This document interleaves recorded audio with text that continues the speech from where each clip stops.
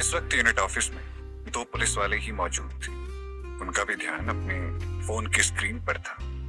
वहीं lockup room के अंदर डॉक्टर जोसेफ की तरफ देखकर मुस्कुराता हुआ कहने लगा, वक्त पर खाना खा लेना चाहिए, क्या पता फिर खाना खाने को नसीब हो या नहीं। ये सुनकर जोसेफ को डर लगा और फिर उसने पूछा, तुम शुरू से ही ऐसे हो या अभी मेरे सामने ही बन रहे? क्या तुम मुझे अपनी इन बातों से डराना चाहते हो? नहीं, बिल्कुल नहीं। मैं तुम्हें क्यों डराना चाहूंगा? एक क्लेडियन तो मौत के डर से आजाद होता है, लॉकअप में कैद उस डॉक्टर ने कहा। वहीं दूसरी तरफ विक्रांत के घर पर रूही, आद्या और सिद्धू तीनों पहुंच चुके थे।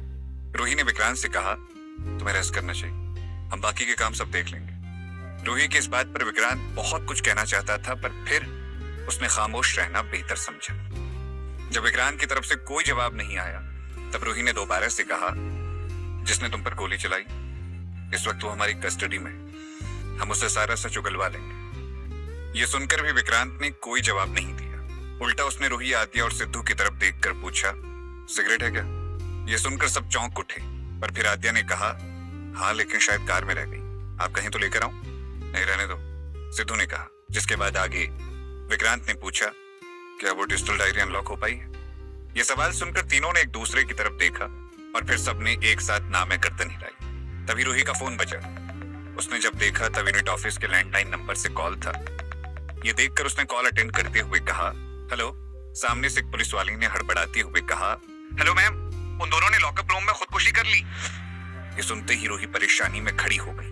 व्हाट? ऐसे कैसे कर ली? तुम सब कहां थे? क्या तुम लोगों का ध्यान नहीं था? मैम हम यहीं थे, लेकिन इससे आगे वो पुलिस वाला कुछ ना बोल सका, क्योंकि यही सच है, उनमें से किसी का ध्यान लॉकअप में बंद कैदियों पर नहीं था। तो फिर रूही ने विक्रांत से कहा, विक्रांत एक बैड न्यूज है। विक्रांत ने आगे बोलने का इशारा किया तो रूही हिचकिचाते हुए बोली, अभी फोन पर पता चला कि जोसेफ और उस आदमी ने लॉकअप में खुद को मार डाला। मैं अभी निकलती हूँ। रूही इतना कहकर जाने वाली थी। रूही के साथ ही सिद्धू और आद्या भी जाने वाली थे।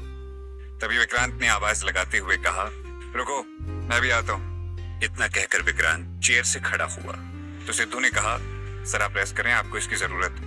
नहीं, इस वक्त मेरा बेड पर होना नहीं, यूनिट ऑफिस में होना जरूरी है, विक्रांत ने कहा। विक्रांत की इस बात पर सिद्धू कुछ नहीं बोला। फिर चारों ही जब घर से निकलने वाले थे, तभी विक्रांत को मिस्टर देवराई ने आवाज लगाते हुए कहा, कहाँ जा रहे हो तुम?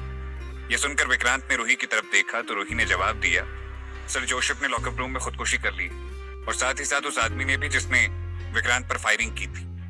रूही की इस बात से आद्या को उस पर शक होने लगा कि कहीं ये सब रूही ही तो नहीं करवा रही। रूही के मुंह से ये सुनकर मिस्टर देवराय का सर चकरा गया। एक से बढ़कर एक प्रॉब्लम उनके सामने आ रही थी। पहले ही आईजी विक्रांत की जगह किसी और को लाने का सजेशन दे चुके थे और अब इतना बड़ा हादसा हो गया है कि इसे छुपाया भी नहीं जा सकता। पर मिस्टर देवराय ने मन ही मन को सोचकर रूही से कहा, पर यह खबर बाहर नहीं जानी चाहिए, हर हाल में कोई ना जान पाए कि लॉकअप रूम में ऐसा कुछ भी हुआ था। थोड़ी ही देर में विक्रांत की पूरी टीम पहुंची तो मिस सनाया अपनी फॉरेंसिक टीम के साथ वहां पहले से ही मौजूद थी। विक्रांत की तरफ देखकर सनाया ने कहा, हमने सारे सैंपल कलेक्ट कर लिए, अगर कुछ भी पता चलता है तो मैं तुम्हें बताती हूँ। Okay, sure and thanks, Vikrant ने सनाया से कहा और खुद जल्दी से अंदर लॉकअप रूम में आया तो उसे फर्श पर खून नदी के जैसा बहता हुआ दिख रहा था। इतना ज्यादा खून देखकर आद्या तो वापस बाहर चली गई। फिर विक्रांत ने खाने की प्लेट पर ध्यान देते हुए कहा, क्या इन दोनों ने उस खाने की प्लेट से जान ली थी? जी सर, एक पुलिस वाले ने डरते हुए कहा। विक्रांत ने दोबारा से सवाल करते हुए गुस्से में पूछा, और उस वक्त तुम कहाँ थे? सर हम यहीं बाहर के साइड खड़े थे, उस पुलिस वाले ने कहा, जबकि वो और उसका साथी दोनों ही उस वक्त गेम खेल रही थे। किसी का ध्यान अंदर की तरफ नहीं था। तो विक्रांत ने उससे कहा, लेकिन तुम दोनों को यहाँ लॉकअप रूम में खड़ा रहने को कहा गया था ताकि तुम इनका ध्यान रख सको। सॉरी सर, हमसे गलती हो गई, उस पुलिस वाले ने माफी मांगते हुए कहा, जिसके जवाब में विक्रांत ने उसको जाने का इशारा किया और फिर रूही की तरफ देखकर कहा, इसे यहाँ से साफ करवाओ। हाँ, पर तुम मुझे ये बताओ, क्या सनाया को तुम्हारी हेल्थ के बारे में नहीं पता? क्यों उसने तुमसे सेहत को लेकर कोई सवाल नहीं किया?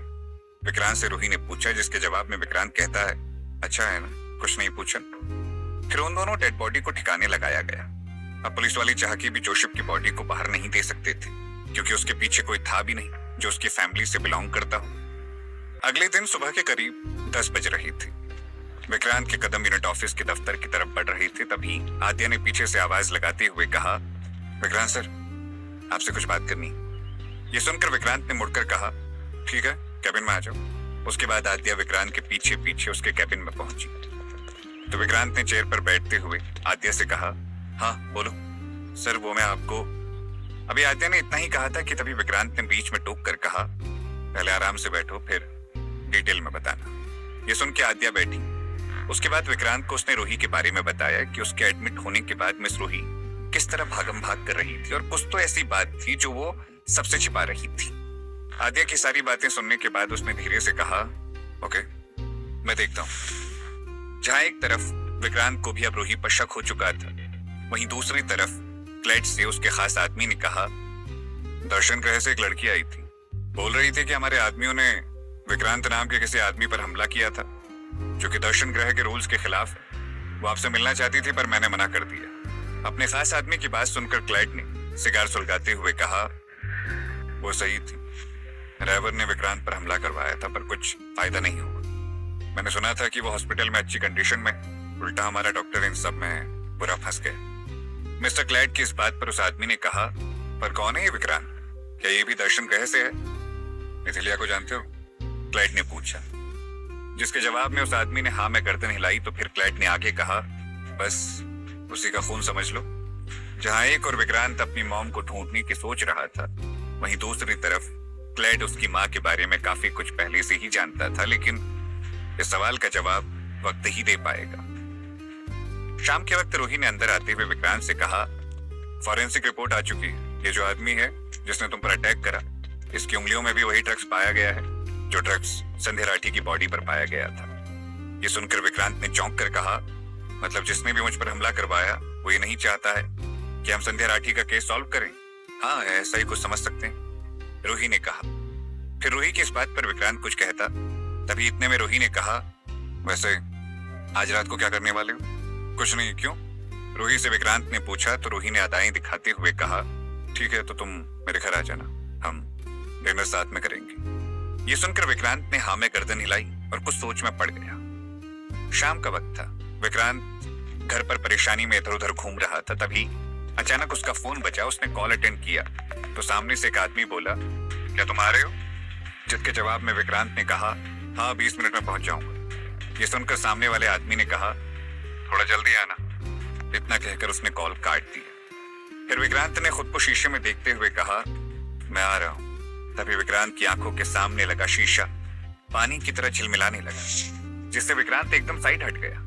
विक्रांत जैसे ही घर से बाहर निकला कि तभी मिस्टर देवराय की कार का आना हुआ। मिस्टर देवराय ने ड्राइवर से कहकर कार रुकवाई और फिर उतरते हुए विक्रांत से कहा, तुम जल्दी आ गए, कहीं जा रहे हो क्या? यह सुनकर विक्रांत ने कोई जवाब नहीं दिया। उसने अपने कदम आगे बढ़ा लिए। तभी मिस्टर देवराय ने फिर से सवाल किया, कहीं जा रहे हो तो बता दो, मैं तुम्हें पीछे से कॉल करके परेशान नहीं करूंगा, नहीं तो। अभी मिस्टर देवराय की बात खत्म भी नहीं हुई थी कि तभी विक्रांत ने कहा, हाँ जा रहा हूँ और आज रात बाहर ही रहूंगा। पर कहाँ? और अभी तुम इतने भी ठीक नहीं हुए कि पूरी रात बाहर रह सको, मिस्टर देवराय ने कहा। लेकिन विक्रांत ने इसका कोई जवाब नहीं दिया। वो कार में बैठकर वहां से निकल गया। विक्रांत को इस तरह जाते देखकर मिस्टर देवराय को बुरा लगा। थोड़ी ही देर में विक्रांत की कार एस्टा होटल के सामने आकर रुकी, जिसके बाद विक्रांत ने कार से उतरते हुए कॉल पर कहा, मैं बाहर आ गया, वेट मैं नीचे आता हूँ। उस सामने वाले आदमी ने कहा। 2-3 मिनट बाद एक आदमी नीचे आया। उसका पेट बाहर निकला हुआ था। आते ही विक्रांत से गले मिलते हुए वो बोला, मैंने पता किया, आंटी के साथ कॉलेज में एक आदमी पढ़ता था, उसका नाम है भागवत सिंह। ये उसी की बेटी की बर्थडे पार्टी है, लेकिन एक प्रॉब्लम है। क्या? विक्रांत ने पूछा, जिसके जवाब में उस सामने वाले आदमी ने कहा, वो आदमी थोड़ा टेढ़े दिमाग का है, तभी कुछ बताएगा जब पहले तुम उसका दिल जीत लोगे। वो बंटी और उसकी बेटी कॉलेज के दोस्त हैं, तो उसने हमें इनवाइट किया। ये सुनकर विक्रांत ने कहा, और तुमने मुझे भी बुला लिया, हम उससे कहीं बाहर भी मिल सकते थे ना? नहीं, चांस ही नहीं, विक्रांत के दोस्त ने कहा। जिसे सुनकर विक्रांत ने कहा, ऐसा क्यों? फिर तो यहाँ भी वो हमसे बात नहीं करेगा। अरे करेगा बात। भागवत सिंह की बेटी का 25th बर्थडे, और आज इस पार्टी में एक से बढ़कर एक नमूने आए हुए हैं जो उसके दोस्त हैं, और ऊपर पार्टी में जितने भी लड़के हैं उन सब में सबसे हैंडसम तू है। विक्रांत के दोस्त की बात भी खत्म नहीं हुई थी कि तभी विक्रांत ने कहा, मुझे रिश्ता नहीं करना, अपनी मॉम को ढूंढना है। उसके लिए मुझे उसकी मदद चाहिए। क्यों? क्योंकि वो मेरी मॉम के साथ कॉलेज में पढ़ता था। समझ आया ना? जिस तरह तू इस खुदगर्जी को टॉप पर रखकर आंटी को ढूंढने की बात कर रहा है ना, तो बता दूं, ऐसे तो तेरी कोई मदद नहीं करेगा सिवाय मुझे छोड़ के, विक्रांत के दोस्त ने कहा, जिसे सुनकर विक्रांत आगे बोला, ठीक है चल अंदर चलते हैं। और ये बता, तेरे फोन को क्या हुआ? हाथ से गिर गया, विक्रांत से उसके दोस्त ने कहा। जिसके बाद विक्रांत ने कहा, एक फोन तक नहीं संभाला जाता तुझसे और ऊपर से इंटरव्यू देता फिरता रहता है। कोई कंपनी क्यों ही तुझे जॉब देगी?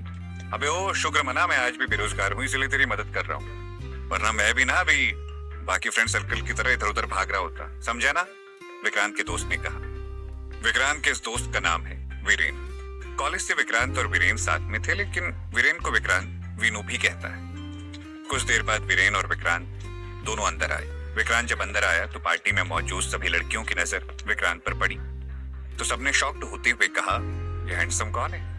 मैंने तो इसे कॉलेज में नहीं देखा। ये सुनकर दूसरी लड़की कुछ कहती, मैं बर्थडे गर्ल ने कहा, वेट मैं ही पता कर लेती हूँ। इतना कहकर उसने विक्रांत की तरफ कदम बढ़ाए तो वीनू ने विक्रांत को कोहनी मारकर कहा, लगता है उसकी नजर तुम पर पड़ गई, वो इधर ही आ रही है। हाँ दिख रहा है, वीनू से विक्रांत ने कहा। तभी बर्थडे गर्ल आई।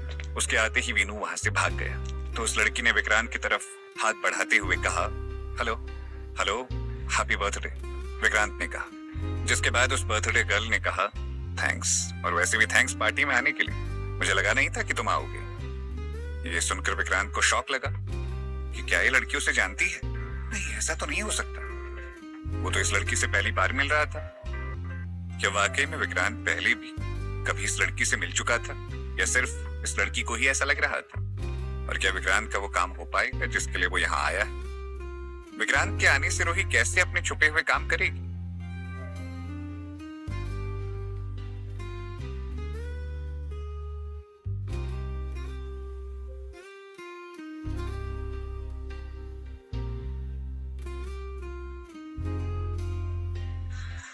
विक्रांत के आने से पार्टी में रौनक आ गई थी।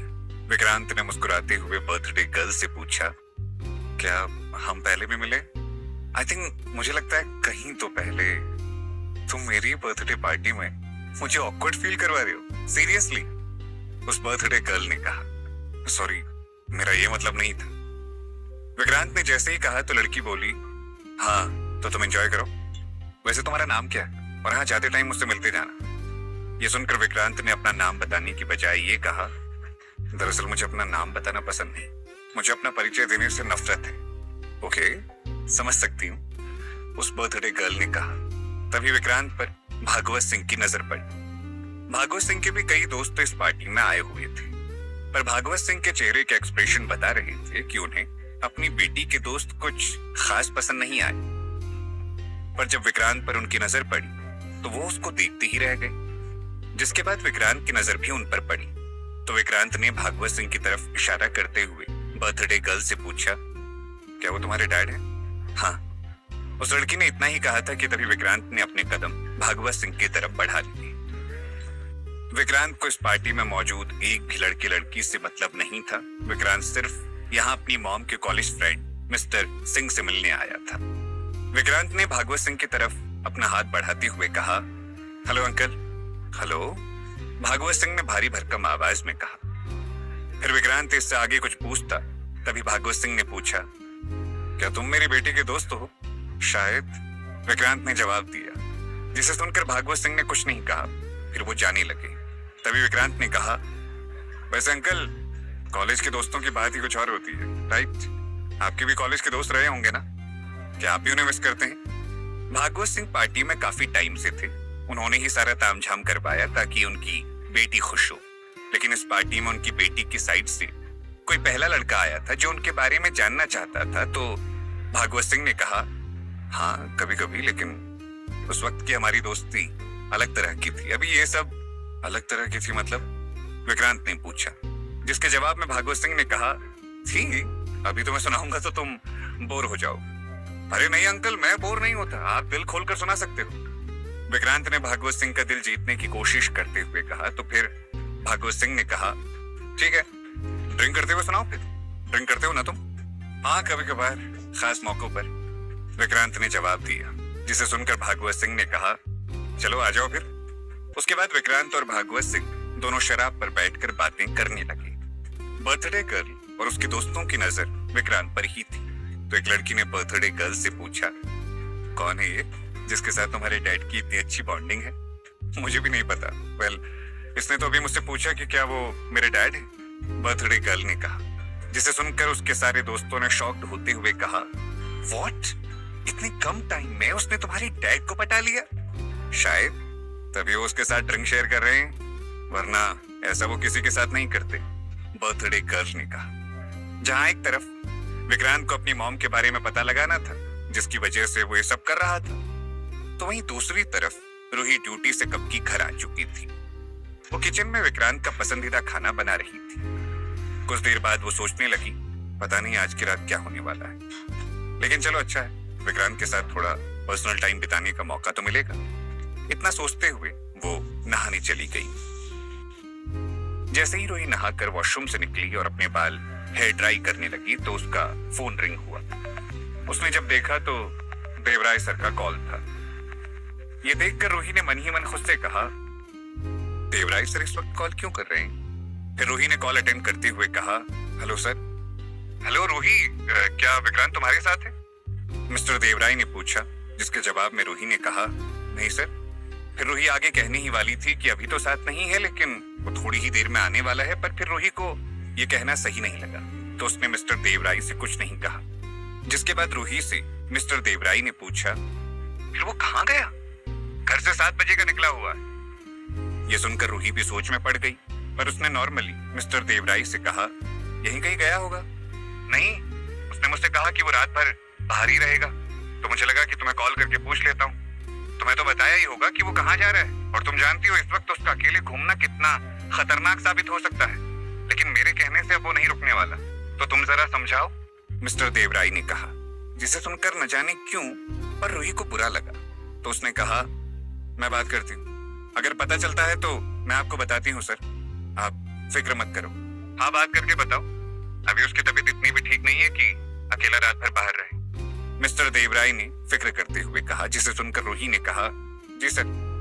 फिर जब रूही ने विक्रांत को कॉल मिलाया तो रिंग जा रही थी, पर विक्रांत ने कॉल अटेंड नहीं किया। ये देखकर रूही ने 2-3 कॉल किए, जो फिर भी अटेंड नहीं किए गए। तो रूही मन ही मन खुद से कहती है, क्या करूं मैं, आखिर ये कहां जा सकता है। तभी रूही के घर की डोरबेल बजी। उसने एक उम्मीद से दरवाजा खोला तो सामने डिलीवरी वाला खड़ा था। उसने रूही से कहा, मैडम आपका पार्सल। हाँ, इतना कहकर रूही ने बेमन से पार्सल लिया और फिर अंदर आ गई। रात के 10 बजने को आए थे। विक्रांत का ना तो कॉल आया था और ना ही रूही कुछ समझ पा रही थी कि अब आगे क्या करेगा। तभी फिर से डोरबेल बजी तो रूही ने दरवाजा खोला तो सामने विक्रांत खड़ा था। विक्रांत को देखकर रूही ने कहा, कहाँ थे यार तुम? कितने कॉल किए मैंने, कम से कम कॉल का जवाब तो दे सकते हो ना। अरे मैं कब का निकल गया था, पर फिर एक पुराना दोस्त मिल गया था तो उसके साथ बैठ गया और फोन साइलेंट था। विक्रांत झूठ बोलता हुआ अंदर आया, तब उसकी नजर टेबल पर पड़ी जहां शराब की एक बोतल और ग्लास रखे थे। विक्रांत ने अभी तक रूही के कपड़ों को नोटिस नहीं किया। विक्रांत के चेहरे से लग रहा है कि शायद बर्थडे पार्टी में जाना सफल नहीं हुआ, या फिर सफल हुआ होगा तो भी एक हद तक। विक्रांत और रूही दोनों टेबल पर बैठे। रूही ने विक्रांत के लिए पैक बनाते हुए कहा, काफी दिनों बाद हम साथ बैठ रहे हैं। हाँ, पहले तो अक्सर हम हर वीकेंड बैठ जाया करते थे, विक्रांत ने दिखावटी स्माइल के साथ कहा। फिर विक्रांत ने रूही के घर की दीवारों पर नजर डाली, तब उसे आद्या की बताई सारी बातें याद आ गई, जिससे विक्रांत को क्लियर हो गया कि अब आज की रात उसे क्या करना है। रूही और विक्रांत साथ में बैठकर ड्रिंक करते हुए बातें करने लगे। करीब 12 बजने को आई थी। रूही नशे में चूर हो चुकी थी। उसने विक्रांत का हाथ पकड़कर कहा, आओ डांस करते हैं। नहीं, इस वक्त मैं डांस करने की हालत में नहीं हूँ। भूल गई क्या, कल ही हॉस्पिटल से डिस्चार्ज हुआ हूँ, विक्रांत ने नॉर्मली कहा, जिसे सुनकर रूही ने हंसते हुए कहा, हाँ ठीक है, तो आओ रोमांस करते हैं। इतना कहकर रूही ने विक्रांत की तरफ कदम बढ़ाए तो वो गिर पड़ी, लेकिन 1 सेकंड पहले विक्रांत ने उसे पकड़ लिया। रूही नशे में इतनी धुत थी कि उसे कुछ होश नहीं था। विक्रांत ने वहीं सोफे पर रूही को लेटाया तो उसे रूही की खूबसूरत आंखें दिखाई दी, लेकिन वो खुद पर कंट्रोल करता हुआ रूही के घर की तलाशी लेने लगा। रूही इस बात से पूरी तरह अनजान थी कि उसका सबसे करीबी दोस्त इस वक्त उसके घर की तलाशी करने आया था। विक्रांत ने रूही के घर में बहुत ढूंढने की कोशिश की, लेकिन उसके हाथ कुछ भी नहीं लगा। फिर विक्रांत वॉशरूम में गया। वॉशरूम में लगे 2 मिरर देखकर विक्रांत ने खुद से कहा, ये दोनों सेम ही एंगल पर क्यों लगे हुए हैं? पर तभी अचानक से विक्रांत के हाथ से स्विच ऑन हो गया और विक्रांत भी इत्तेफाक से उन दोनों मिरर के बीच में आ खड़ा हुआ और उसे ऐसा महसूस हुआ जैसे वो मिरर उसे अपने अंदर खींच रहा हो। उसने जैसे ही अपना हाथ टच किया तो उसके शरीर में एक अजीब सी हलचल हुई। उसका दिमाग घूमने लगा था। अचानक उसकी आंखें बंद हो गई और जब वापस आंख खुली तो उसने चारों तरफ देखकर कहा, ये मैं कहाँ आ गया? तभी अचानक उसकी नजर एक बोर्ड पर पड़ी जिसके ऊपर लिखा था शिवालिक कॉलोनी। ये देखकर विक्रांत ने अपने दिमाग पर जोर डाला कि क्या पता ये नाम पढ़कर उसे कुछ याद आ जाए। इस जगह पर बहुत कम हलचल थी। तभी एक बुजुर्ग आदमी विक्रांत के पास आया। तुम अभी तक यहीं हो? मैंने तुम्हें एक काम दिया था, तुम वो भी ना कर सके? सॉरी, कौन सा काम? विक्रांत ने पूछा, जिसके जवाब में उस आदमी ने कहा, वाह, अब तुम भूलने की एक्टिंग भी करने लगे। फिर तुम मेरी बेटी आशल्या को क्यों नहीं भूल जाते? आशल्या? ये नाम सुनते ही विक्रांत को अजीब सा एहसास हुआ, जैसे इस नाम से उसके दिल की धड़कनें जुड़ी हों, जैसे इस नाम में उसके दिल का एहसास जिंदा हो। विक्रांत अभी भी अपनी जगह पर ही खड़ा था। तभी विक्रांत की आंखों पर तेज प्रकाश की किरणें पड़ी। उसने आंखें बंद करके लेफ्ट साइड देखा तो उसे एक लड़की आती दिखी, जिसके लाल गुलाबी होंठ देखकर विक्रांत पिघल सा गया। उसका खूबसूरत बदन किसी परियों की कहानी को सच करता दिख रहा था। लेकिन वो लड़की विक्रांत के पास आकर कुछ कहती, तभी इतने में वो बुजुर्ग आदमी वापस लौटा। उसने ब्लैक कोट पैंट पहन रखी थी। उसने आते ही कहा, 2 घंटे हैं हमारे पास, इससे पहले वो लुटेरे लोग यहाँ आए, हमें यहाँ से निकलना हो। ये सुनकर विक्रांत ने आदतन पूछ लिया, कौन से लुटेरे? तुम्हें पुलिस वाला बना किसने दिया है? आशल्या, संभालो यार अपने इस भुलक्कड़ को। उस आदमी ने अपनी बेटी को आवाज लगाते हुए कहा, जिसके अगले ही सेकंड आशल्या आई। उसने विक्रांत का हाथ पकड़ते हुए कहा, मैंने कितनी बार कहा है यार विक तुमसे कि तुम पापा को जानबूझकर मत चिढ़ाया करो। आशल्या की इस बात पर विक्रांत कहना चाहता था कि उसे सच में नहीं पता कि अभी जो आदमी गया और उसने जिन लुटेरों की बात की वो कौन है। तभी विक्रांत की नजर एक आदमी पर पड़ी। उसने अपने हाथ पर सेम वैसा ही टैटू बना रखा था जैसा टैटू विक्रांत ने जोसेफ और बाकी क्लेडियंस के हाथ पर देखा था। ये देखकर विक्रांत ने आशल्या से पूछा, वो कौन है? इसका जवाब तो तुम्हारी मॉम ही बेहतर दे पाएंगी, उन्हीं से पूछ लेना, आशल्या ने कहा। आशल्या की इस बात पर विक्रांत कहने वाला था कि कहाँ है मेरी मॉम, मुझे अभी उनसे मिलना है, लेकिन विक्रांत कुछ कहता इतने में आशल्या को उसके डैड ने आवाज दी, जिससे वो वहां से चली गई और फिर जाते हुए उसने पीछे मुड़कर देखते हुए कहा, जल्दी काम खत्म करो, हमें यहाँ से सच में निकलना होगा। आखिर ये अचानक विक्रांत कहाँ पहुंच गया था? क्या यही दर्शन ग्रह है जहाँ का रूही के साथ कुछ राज जुड़ा हुआ है? एक मिरर से विक्रांत कैसे वहां पहुंच सकता था? कहीं ये उसका कोई वहम तो नहीं? और अगर सच हुआ तो फिर वो कैसे अब वापस धरती पर आ पाएगा?